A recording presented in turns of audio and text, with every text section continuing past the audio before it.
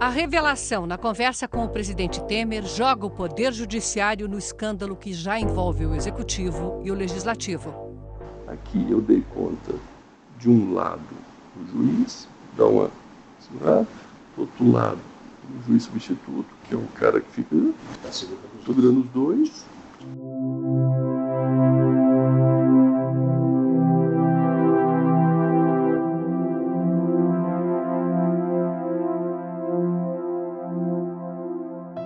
O coordenador da Lava Jato em Curitiba, Deltan Dallagnol, um dos procuradores que tiveram o celular invadido ilegalmente, publicou hoje um vídeo numa rede social defendendo a operação.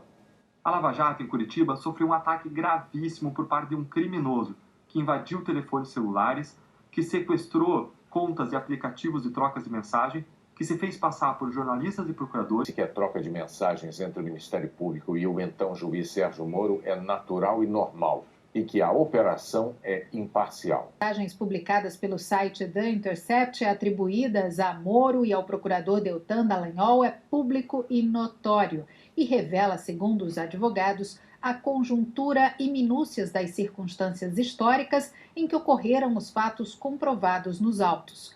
A defesa afirma que as conversas demonstram situações incompatíveis com a exigência de exercício isento da função jurisdicional e que denotam o completo rompimento da imparcialidade objetiva e subjetiva de Sérgio Moro quando era juiz. Que brasileiros aproveitaram o domingo para ir às ruas em defesa do ministro da Justiça, Sérgio Moro, da Lava Jato, do pacote anticrime e também da reforma da Previdência. De verde e amarelo, cariocas foram para a orla da praia de Copacabana, no Rio de Janeiro, e ocuparam cerca de 4 quarteirões. A manifestação começou com o hino nacional.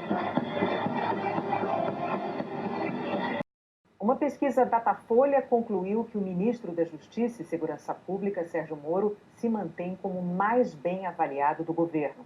54% dos entrevistados consideram a gestão dele ótima ou boa. A aprovação do governo do presidente Jair Bolsonaro é de 29%.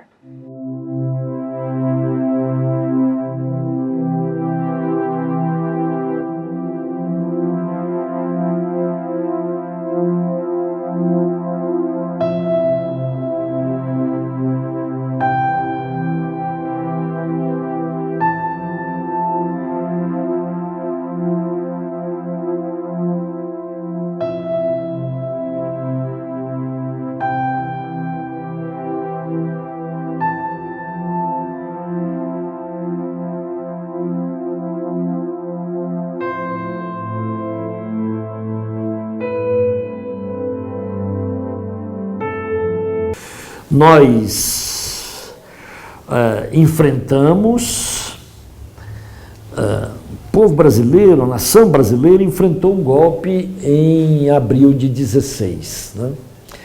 E derrubaram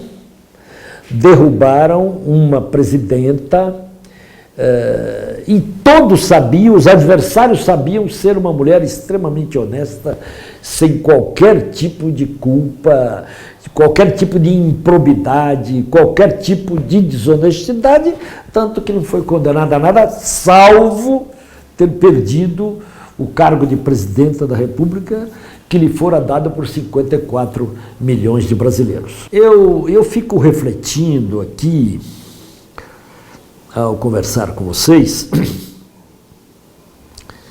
sobre este momento que nós estamos vivendo.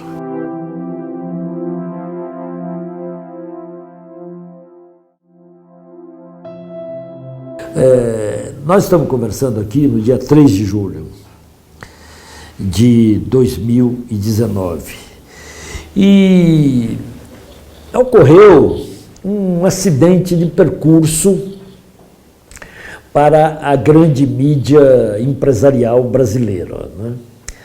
Um acidente de percurso que ela não esperava. O mundo parecia caminhar muito tranquilamente, uma rotina jornalística absolutamente tranquila. No secundário, ela podia, uma parte dela pequena, podia até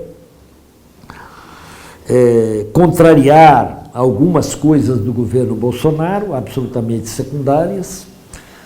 ela podia ficar naquilo que eu chamo cláusula pétrea da mídia brasileira hoje, que é a reforma da Previdência, desconhecer, como desconhece o episódio dos milicianos, de maneira geral, que controlam este governo, desconhecer o caso do Fabrício Queiroz, não vai atrás, não se descobre, como se precisasse algum esforço para descobrir.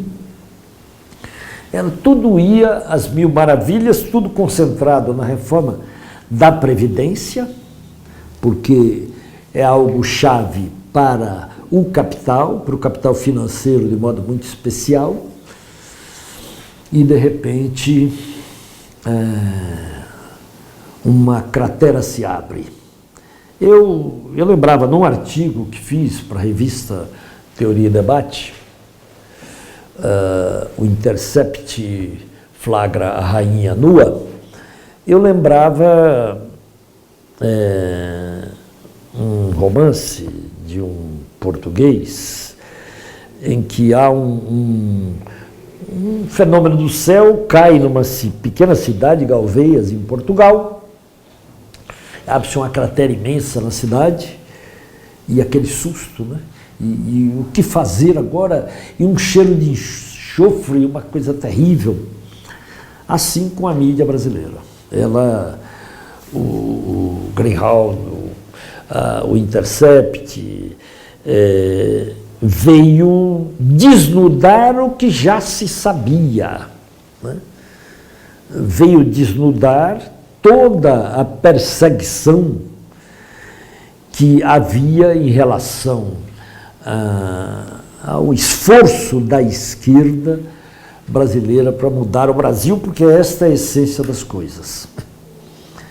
Eles tinham a decisão de destruir o PT, e isso eles não conseguiram, e não creio que conseguirão, de derrubar a presidenta Dilma, de prender o presidente Lula. Eram decisões tomadas não aqui apenas, né? Decisões tomadas, está claro hoje também nos Estados Unidos. Nós não precisamos mais de 50 anos para vir a saber que eles tiveram papel decisivo no golpe. Não precisamos, porque os fatos estão aí. O juiz de Curitiba foi não sei quantas vezes ser preparado lá nos Estados Unidos, e agora não houve escândalo nenhum com o fato de que, acontecendo o episódio do Intercept, o juiz vai imediatamente para os Estados Unidos, não foi a passeio, para receber as instruções de novo sobre o que fazer. E não houve nenhum escândalo, da mídia, inclusive de nenhuma parte da mídia. Foi naturalizada este fato. E digo que, apesar de uma parte da nossa mídia ter, por necessidade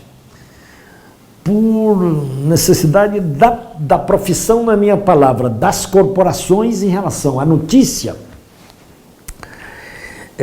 apesar de uma parte dela ter se associado ao Intercept, se vocês olham a cobertura que está ocorrendo em relação ao caso do Moro, ao escândalo brutal de um juiz que não adota a posição de juiz, mas que está absolutamente empenhado na consecução de um objetivo político, foi naturalizado isso. Se você pega os jornais, se você olha toda a cobertura da imprensa, eu tomei o cuidado de olhar hoje, há uma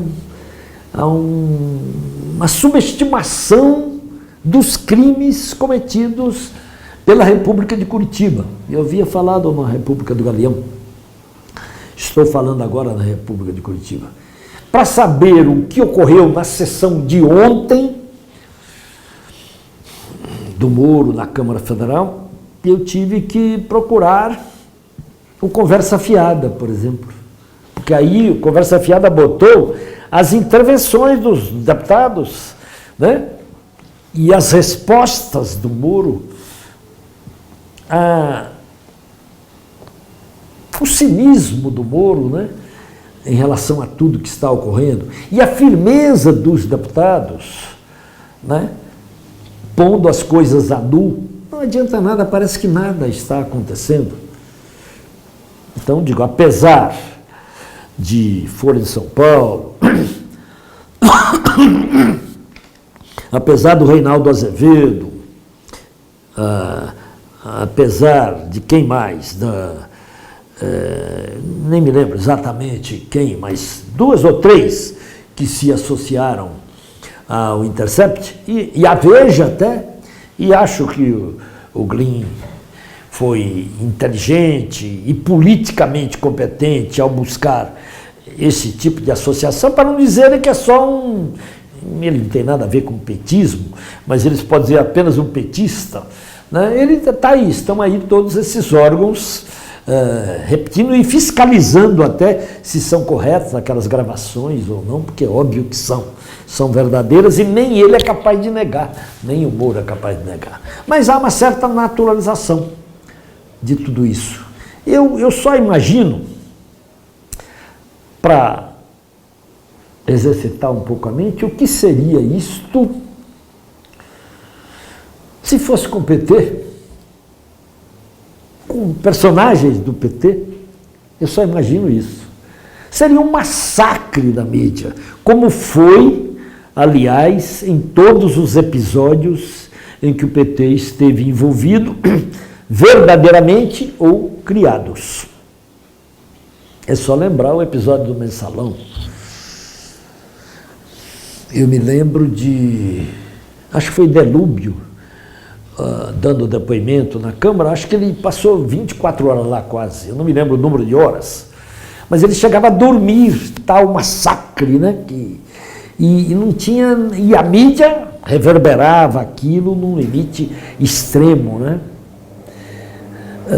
Então, eu volto agora para dizer, isso é porque eu quis situar que eu estou falando neste dia há um escândalo mundial, é um escândalo mundial, repercutido de maneira extraordinária pela mídia internacional e quase naturalizado na mídia brasileira ainda. Pelo volume dele, ele teria que ser muito maior.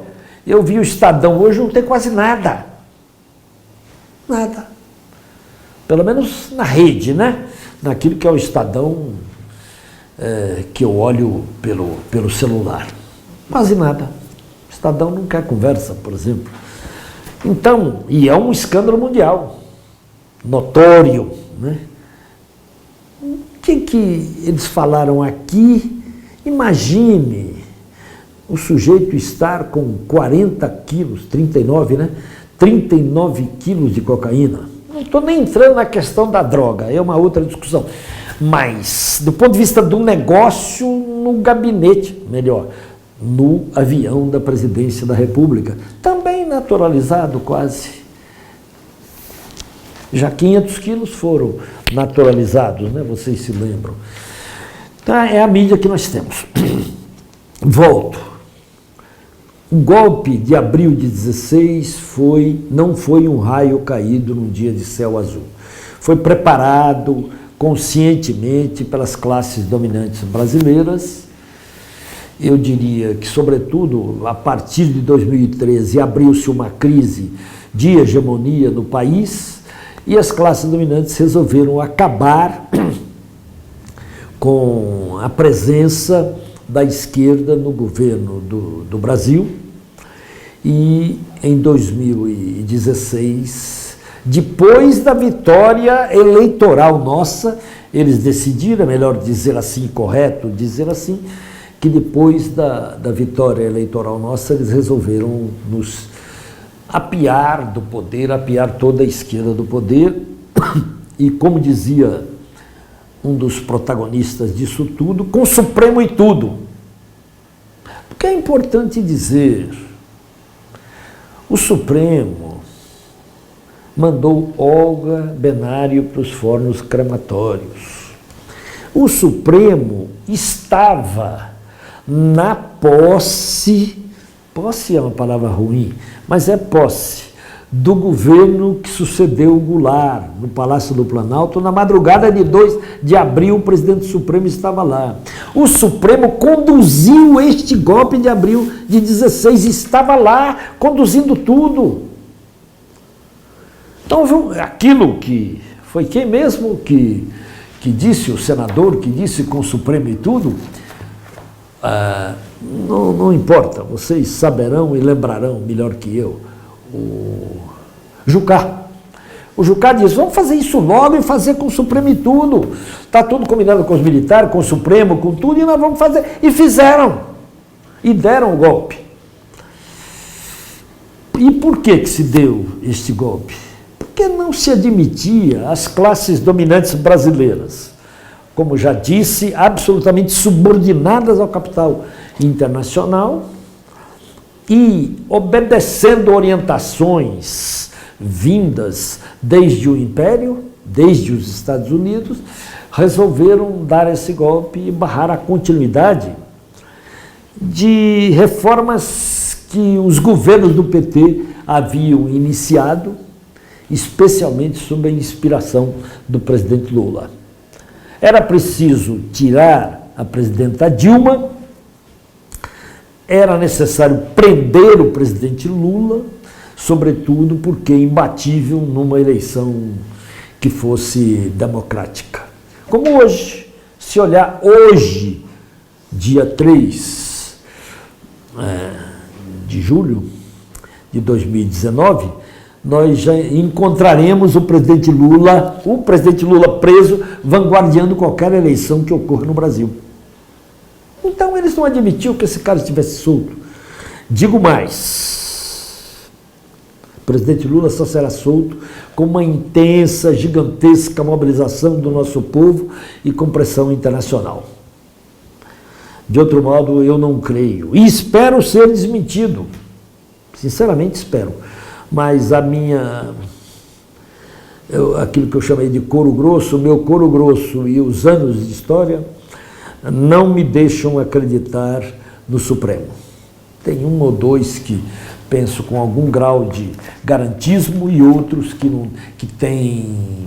que se acovardaram mesmo diante das circunstâncias e têm opinião mesmo de que é melhor deixar o Lula preso. Esse golpe, portanto, ele não nasceu de uma hora para outra. Eu acho que ele começa a nascer já naquilo que se chamou falsamente de mensalão, e lá para cá eles foram se articulando de todas as maneiras, com uma forte participação da nossa mídia empresarial. Ela jogou tudo nisto, desde o da farsa chamado mensalão, e depois não largou mais. Ali no mensalão era prender uma figura que era absolutamente essencial no processo sucessório brasileiro. Poderia ter sido e seria presidente da República, que era o José Dirceu, e outras figuras importantes do partido. E depois, na sequência, houve essa decisão a que me referi aqui de dar o golpe com o Supremo e tudo. E insista-se, repita-se, a mídia teve participação decisiva, fundamental neste golpe. Porque sem ela era difícil que o golpe ocorresse, porque ela é parte de todo o processo de mobilização que nós enfrentamos depois disso, com o surgimento e desenvolvimento de uma militância forte de direita. Tudo isso a mídia estimulou, como nós todos sabemos. Portanto, é preciso ter noção disso para não ter ilusões sobre a mídia brasileira. Sorte é que hoje essa mídia tradicional já não tem, eu digo nos dias de hoje, a força que tem, e que há a internet, que nós não soubemos, eu diria que a esquerda não soube lidar ainda com a força da internet como deveria saber, que esta mesma internet serviu decisivamente, é claro que à custa de muito dinheiro, de muitos milhões, contribuiu decisivamente para a eleição do atual presidente e que nós vamos ter que saber lidar de modo muito mais sério em favor da democracia com o impacto que é positivo da internet nas relações políticas. Não há mais política, nunca houve sem comunicação, como nós já vimos aqui, e cada vez mais, menos esta mídia empresarial a que nos referimos aqui e mais a internet vão contar decisivamente para o enfrentamento da luta política. Não à base de fake news, como fez o atual presidente, orientado desde os Estados Unidos, pelo Steve Bannon, como nós sabemos, e com muito dinheiro entrando no jogo, como também sabemos e como foi largamente noticiado. Mas nós teremos que fazer, em favor da verdade, uma utilização muito mais efetiva, compreender muito melhor o que seja o fenômeno das mídias sociais, para seguirmos adiante na luta pelo enfrentamento da nossa monumental desigualdade, pela recuperação da democracia, pela retomada dos direitos seculares que nos estão sendo retirados. A luta segue, a vida continua e nós conseguiremos mudar a realidade do Brasil. Eu fiz agora um texto um pouco mais longo, eram 15 páginas, eram as exigências, ou era a exigência dos editores, que são o Márcio Postman e o José Sérgio Gabrielli. O José Sérgio é meu amigo e companheiro de militância há quase 50 anos, né? O Márcio, eu estive com ele na Fundação Pessoa Abramo durante algum tempo. Nesse texto, essa questão já se impunha. O livro deve sair agora, né?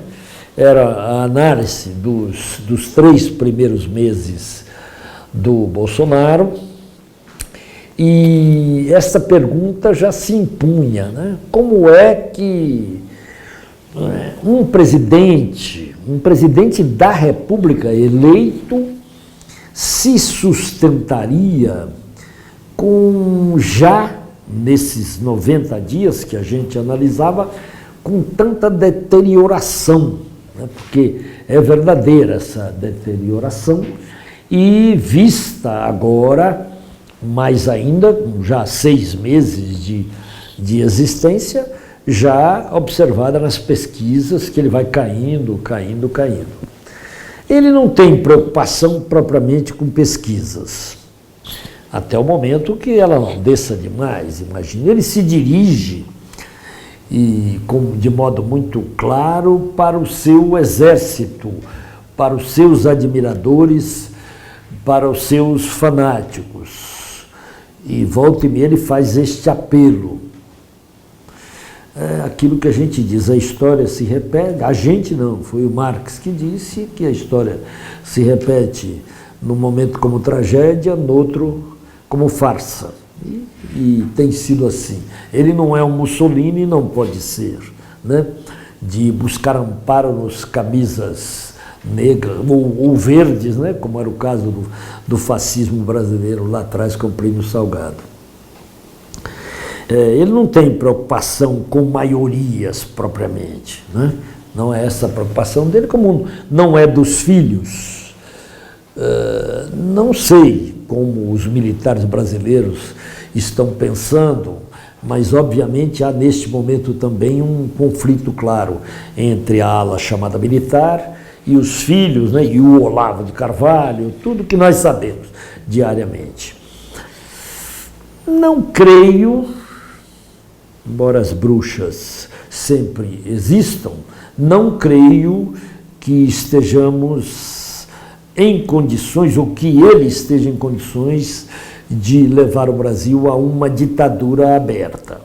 Nem sei, porque não sei mesmo, se haveria uma disposição dos militares mesmo profundamente conservadores, mesmo profundamente reacionários, mesmo profundamente pró-Estados Unidos, não creio que estejam dispostos a fazer uma ditadura aberta.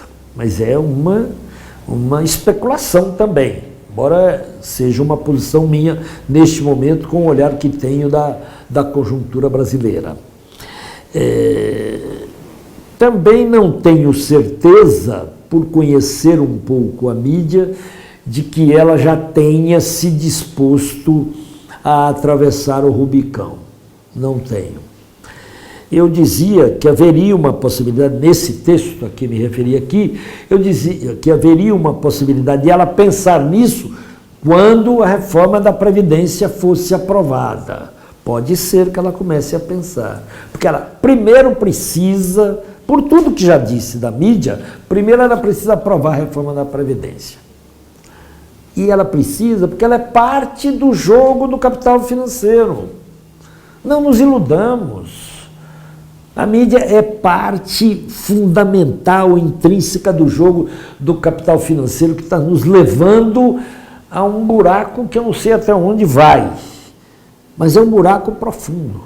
Mesmo do ponto de vista estrito do jogo do sistema capitalista, eu não sei se esse projeto de destruição de nação interessa.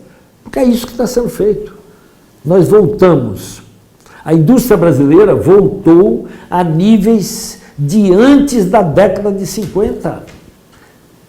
Vamos usar a expressão, né? Os patos que foram para a rua da Fiesp, hoje estão querendo se reunir para ver o que fazer com a indústria brasileira. Não, a indústria brasileira está fora do projeto deste governo, que quer exclusivamente beneficiar o capital financeiro, não é a indústria.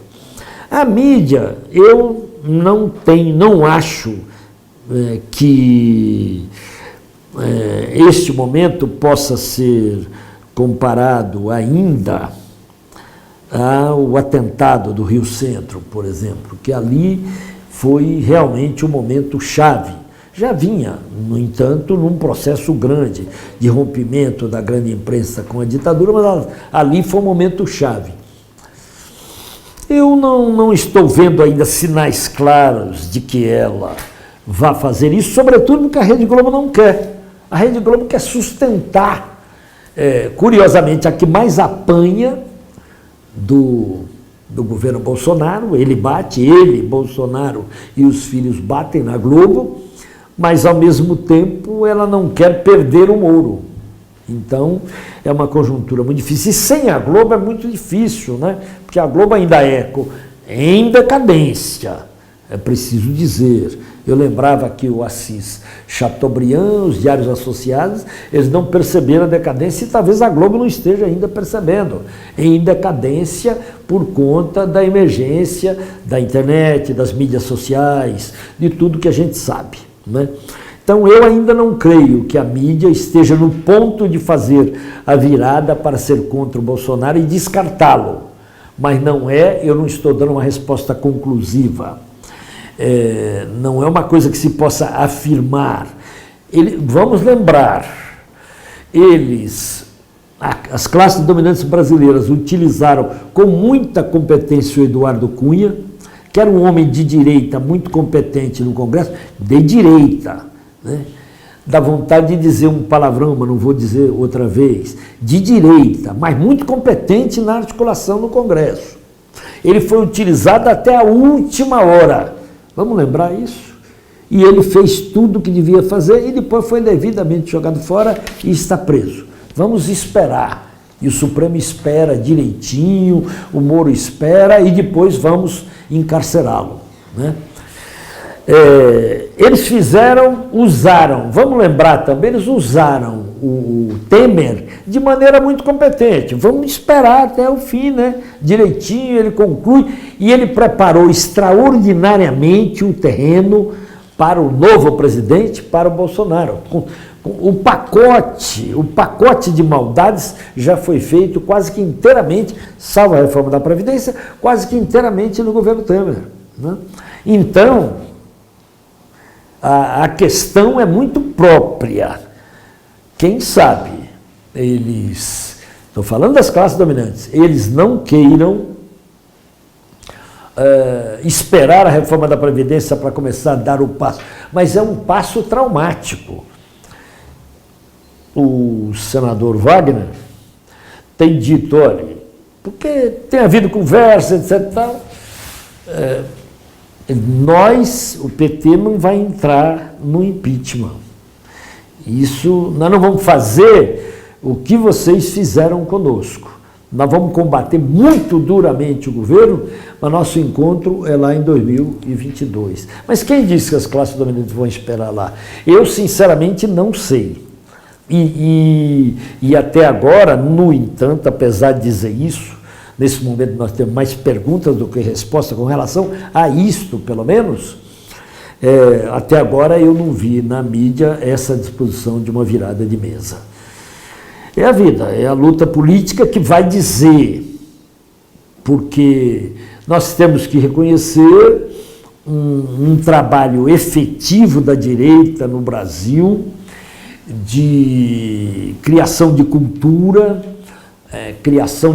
conservadora, as igrejas neopentecostais muito fortes, que nós não temos que lamentar ou xingar, mas caminhar para dialogar com nossas periferias também, porque é preciso chegar a uma situação de mobilização das massas, mas eu digo muito mais talvez para enfrentar mobilizados, com novas concepções, a população brasileira. Nós não estamos atrás de atalhos e não adianta estarmos. Nós temos, sobretudo, que enfrentar cara a cara a luta democrática para voltar ao poder pela democracia e pelo voto, para garantir a retomada de direitos em nosso país.